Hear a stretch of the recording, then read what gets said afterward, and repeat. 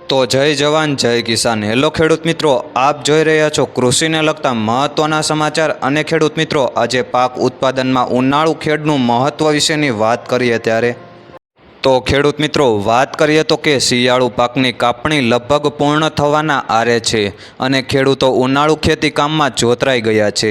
ઘણી વખત પિયત વિસ્તારમાં ખેડૂતો વર્ષમાં 3 વાર પાક લેતા જોવા મળે છે।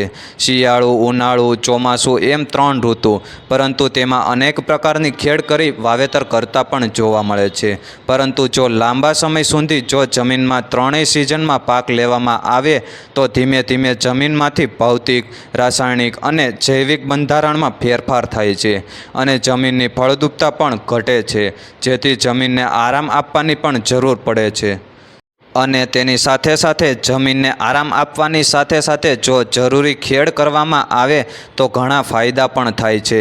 જે ખેડૂતો ફક્ત ચોમાસું પાકનું વાવેતર કરે છે તે ચોમાસું કે શિયાળુ પાકનું વાવેતર કરતા હોય તો શિયાળુ પાકની કાપણી પછી ઉનાળાના સમયે ખાસ કરીને આગામી ચોમાસું પાકના વાવેતર માટે જમીન તૈયાર કરવા માટે જમીનને ખેડી, ઢેફ ભાંગવા, જમીન સમતલ કરવી, કરબનાક ચલાવવી, જમીનને પોચી અને ભરભરી તેમજ ઉલટસુલટ કરી ખેડ કાર્યો કરે છે, જેથી જમીનનું બંધારણ સુધરે છે અને નીંદણનો નાશ થાય છે।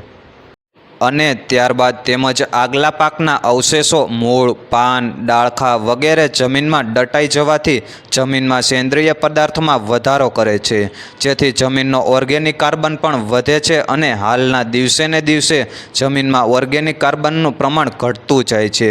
ત્યારે ખેડૂતો દ્વારા જુદી જુદી ખેડ કરવામાં આવે છે, જેમ કે ઊંડાઈ પ્રમાણે છીછરી ખેડ, ઊંડી ખેડ, જ્યારે સમય પ્રમાણે પ્રાથમિક ખેડ, વચલી ખેડ, આંતરખેડ, પાછલી ખેડ અને ખેડની સંખ્યા પ્રમાણે ઓછી ખેડ, અનુકૂળ ખેડ અને વધુ પડતી ખેડ વગેરે કહી શકાય છે।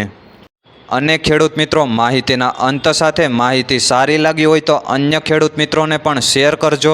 અને ખેડૂત મિત્રો, રોજે રોજના સમાચાર જાણવા અને અવનવી યોજનાની માહિતી મેળવવા આપણી ચેનલ એટલે કે JB ખેડૂત હેલ્પને સબસ્ક્રાઈબ કરજો। અને જે પણ પાક વિશેની માહિતી મેળવવી હોય તેમને કોમેન્ટ કરીને જરૂરથી બતાવશો।